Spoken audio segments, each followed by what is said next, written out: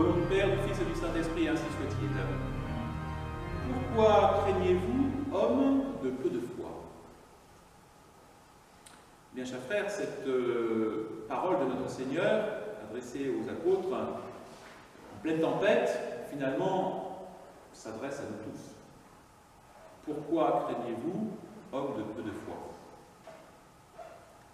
Nous craignons. Nous sommes malheureusement atteints par cette passion et qui nous paralyse. Certains craignent d'être taxés de schismatiques, d'intégristes, de rétrogrades. D'autres craignent eh bien, que Rome ne les excommunie une nouvelle fois, la Rome moderniste, je parle. La crainte est une passion qui, vous le voyez, est mauvaise, peut devenir mauvaise. Et il nous semble finalement qu'à réflexion, quand nous voyons la situation actuelle, je dirais même sur le plan national, quand on voit cette paralysie des bons devant une minorité, une poignée d'hommes qui pervertit le monde entier, eh bien, nous pouvons nous demander, nous dire que finalement, le mal actuel, le mal le plus profond, celui que peut-être nous souffrons peut-être depuis notre enfance, depuis bien longtemps, c'est peut-être la peur. C'est peut-être la peur. Pourquoi craignez-vous, hommes de peu de foi? Notre Seigneur nous adresse à nous et à nos contemporains ce reproche. Et on peut même penser finalement que sous certains rapports, la peur soit pire que le mal. Bien sûr, le mal, le péché, c'est le mal par excellence.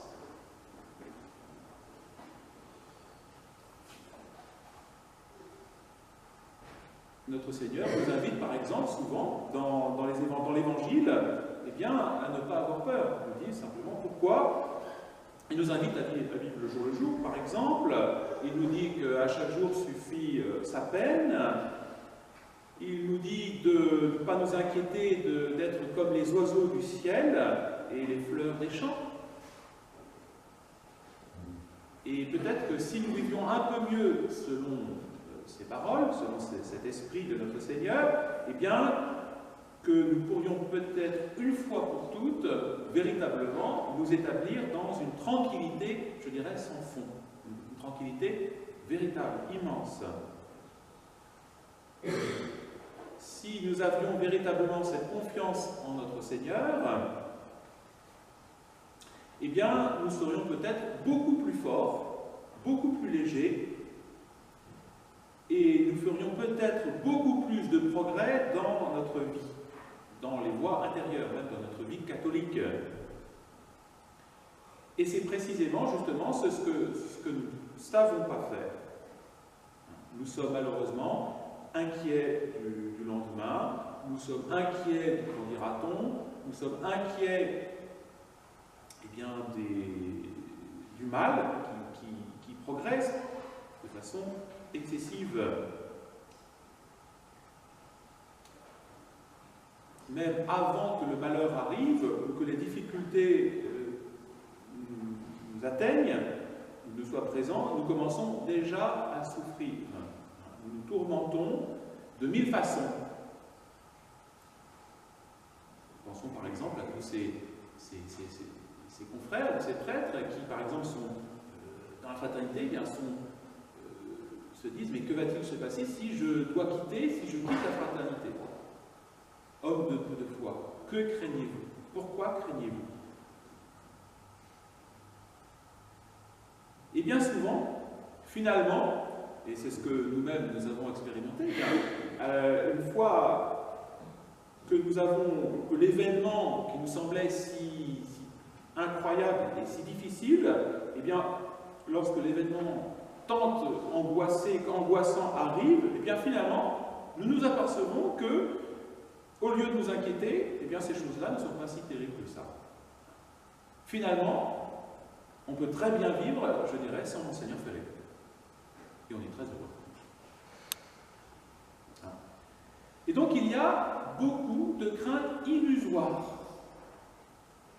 beaucoup d'appréhensions qui sont complètement vaines et injustifiées, et qui font finalement rendre nos souffrances beaucoup plus insupportables qu'elles ne le sont en réalité.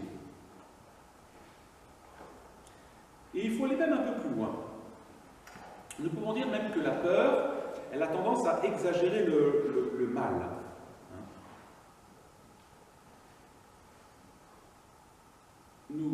Si nous avions un petit peu, je dirais un peu plus, cet esprit surnaturel, si nous voyions un peu mieux les choses telles que Dieu les voit, si nous étions un petit peu plus dépouillés de notre corps et de nos passions qui nous aveuglent, si nous étions un peu plus établis dans ce regard d'éternité, eh bien nous pourrions peut-être, sûrement même, mieux comprendre les desseins de la Providence dans les événements actuels.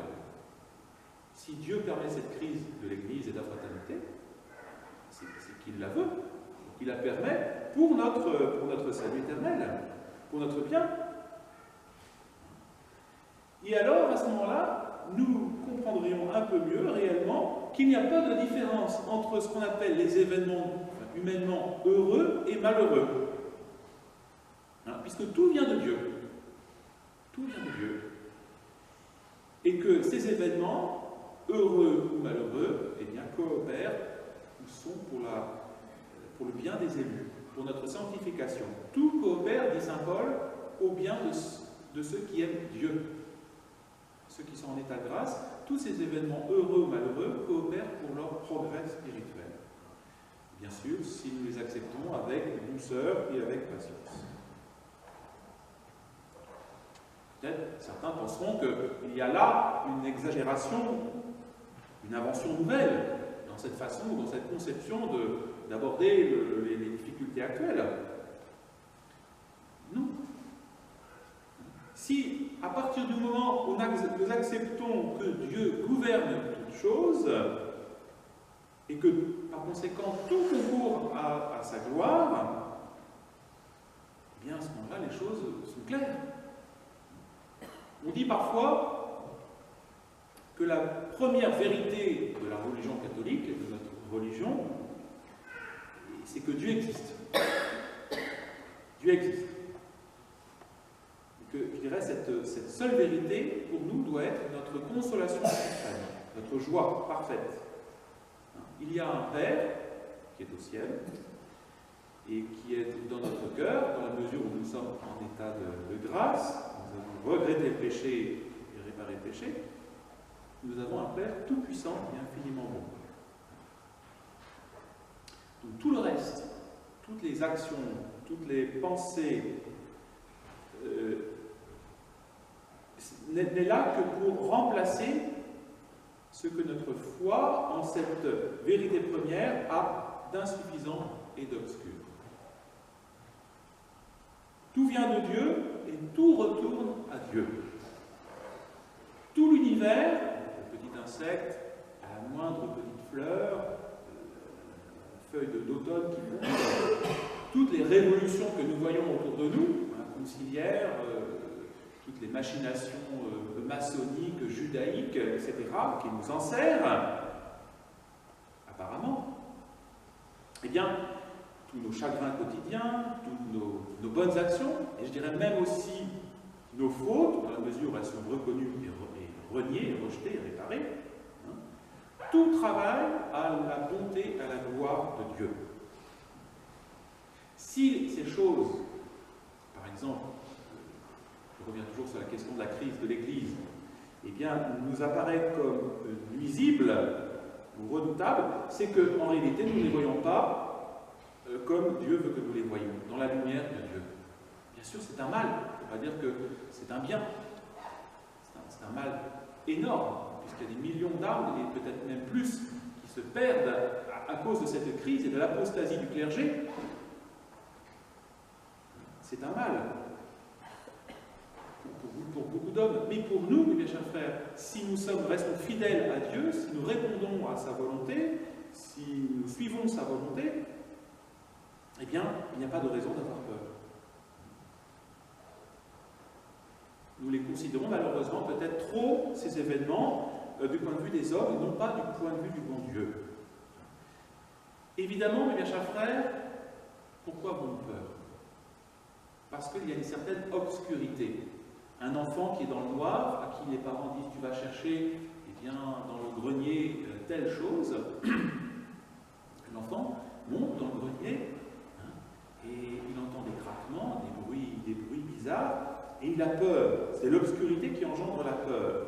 Eh bien, il en est de même pour les âmes, comme pour les sens. Lorsque on est entouré de la pénombre, l'âme est entourée de la pénombre, elle a une certaine peur. Et il est vrai que nous traversons ici-bas, ce monde ici-bas, eh bien dans certaines ténèbres, dans la nuit. Et il nous semble, un peu comme des enfants, que nous sommes entourés de géants qui sont prêts, qui sont au bord de la route et prêts, je dirais, à tomber sur nous, voilà. Il semble qu'il y a des armées de fantômes qui gémissent autour de nous. En réalité, si nos yeux étaient ouverts à cette lumière de notre Seigneur, la lumière de la foi, justement, avec cette lumière de la grâce, eh bien nous verrons qu'en réalité, cette route obscure, elle est tracée par notre Père, le bon Dieu, et que ces géants qui nous font peur, eh bien, ce n'était tout simplement que des arbres qui sont sur le bord de la route, des arbres bons et utiles, qui nous guidaient. Cette peur, ou ces bruits étonnants, eh bien, c'était que un pauvre oiseau qui s'enfuyait à notre approche et qui était incapable de nous faire le moindre mal. Incapable. Tous ces cris, justement, des ennemis de la religion catholique, et qui semblent bien effrayants. Tous ces médias qui s'acharnent contre notre Seigneur, contre le règne de notre Seigneur, toute cette malice médiatique, si l'on veut. Tout ça semble être quelque chose de bien effrayant, mais en réalité, ce ne sont que des pauvres oiseaux incapables de nous faire du mal, incapables d'atteindre notre âme qui est unie à Dieu, incapables. Nous avons peur de